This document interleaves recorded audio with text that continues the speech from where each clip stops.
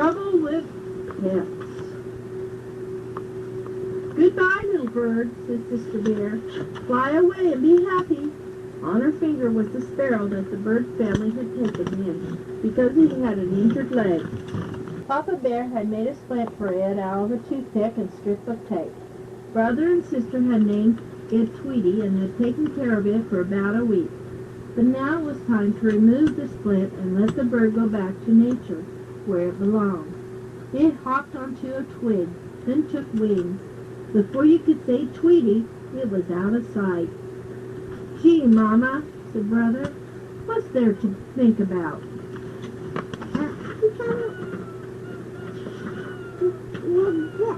That was kind of goofy, wasn't it? I'm going to miss our little bird, says Sister sadly. Tweety was such a nice little pet.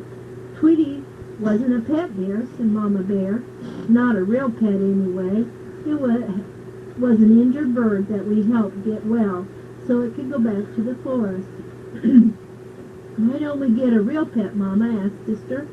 Other cubs have pets, said Brother. Why can't we? Cousin Freddie has a dog. Lizzie Bruin has a cat. Too Tall Grizzly has a snake. Well, said Mama as they climbed the front steps of the treehouse, I suppose it's something to think about. Gee, Mama, said Brother, what's there to think about? There's quite a lot to think about, she said. A pet is a big responsibility. A pet has to be fed, cared for, kept clean. What do you think, Papa? I think a dog would be nice, said Papa. But a dog isn't an especially big responsibility, protested Mama. A dog needs shots. It needs to be trained and walked, and there are dog laws. A big dog, said Papa, about so high that it can go fetch and play frisbee. We'll take care of it, Mama, cried the cub. We promise. We promise. Remember now, said Mama as they piled into the car, we're going to the pet shop just to look. Choosing a pet, especially a dog, is serious business. Speaking of dogs, said Papa, pointing to the sign as he drove by Farmer Ben's place. Puppies available. See Farmer Ben, said Brother, reading the sign aloud. How about that? Ben's dog, Bess, must have had pups. May we look at them, Mama? Cried Sister. Oh, please, Mama, please. Before Mama could answer, Papa said, no harm in looking, and pulled into Farmer Ben's driveway. Ben's dog, Bess, had indeed had pups. What's the mother doing? 5 of the cutest, roly-poliest little puppies, balls of fur you've ever seen. Farmer Ben picked up one and put it in Sister's arms. What beautiful brown eyes, she said. May we have this one, Mama? May we please? Most puppies have brown eyes, said Farmer Ben, but I do think that one is the pick of the litter. It's yours if you like, a gift from Bess and me. Goodness, said Mama, that's very generous of you, Ben.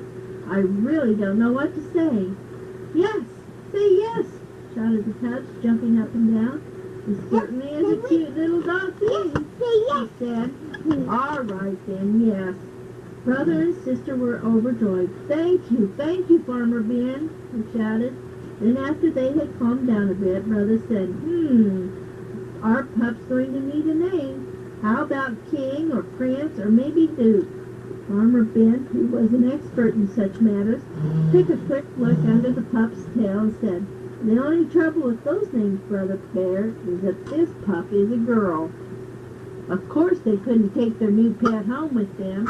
It wouldn't need its mother's milk for a couple more weeks. But there was plenty of puppy talk as they headed home. Talk about names, talk about where the puppy would sleep, and talk about who would take care of it. Remember now, said Mama, you promised to take care of the new pup, to feed and water it, and to clean up after it when it has accidents. What kind of accident? Asked Sister. We'll discuss that later, Mama said. Brother and Sister couldn't believe how lucky they'd been. A new puppy for their very own. That night before falling asleep, they thought about some of the wonderful things they would do with their new pet. Sister sister thought about dressing it in doll's clothes and pushing it in her doll carriage. She thought about introducing it to her stuffed toys. Perhaps they would have a tea party. Brother's thoughts were quite different. He thought about winning the blue ribbon at the Bear Country Dog Show. He thought how fine it would be to shout, "Mush!" as his great dog pulled him through the deep snow. But of course a puppy isn't a toy to be dressed in dog clothes. It's a living creature with a mind and nature of its own. It would be a long time before the pup would compete for blue ribbon. It would be an even longer time before it could pull anything through the snow. There was no question about it. Brother and sister had a lot to learn about puppies. So Mama and Papa decided they'd take a trip to the library. Was in order. They took out a book called Puppy Care. When the big day came, the Bear family had a puppy care plan all worked out. First, they stopped off at the police station to get her registered. "What's the little lady's name?" asked Officer Marguerite. The pup would need a license with her name and address on it in case she got lost. But brother and sister still hadn't agreed on a name. What to do? "It seems to me that Officer Marguerite just named our pup," said Mama. "Little lady sounds like an excellent name to me." So the puppy left the police station with a name as well as a license. Next, a quick stop at the pet shop for a puppy harness and leash.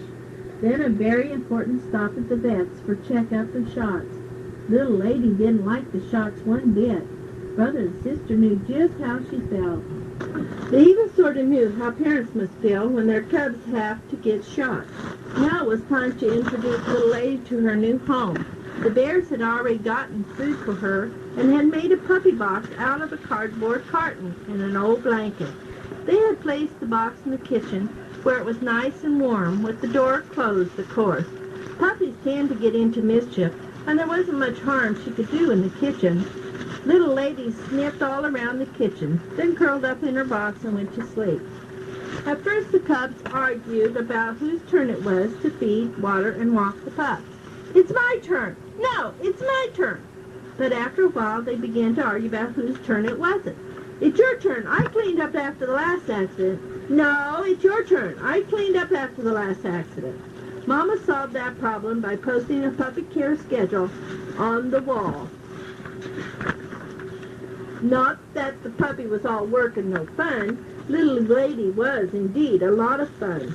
In fact, it was so much fun watching her that the Bear family didn't watch much television anymore.